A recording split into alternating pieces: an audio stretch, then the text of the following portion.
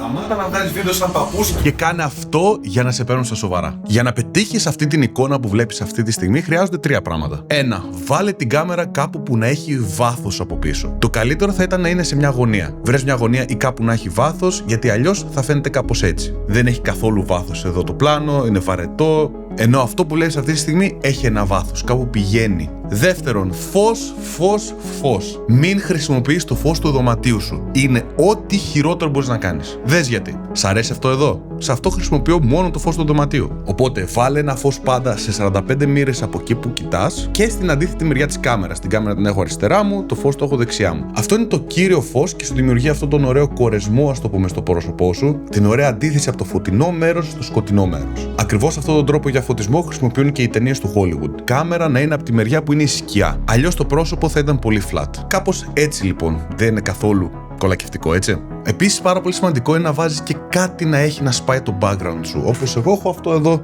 τη βλακιούλα. Σπάει λίγο το μάτι και πάλι δεν είναι flat. Δες για παράδειγμα αν δεν το είχα.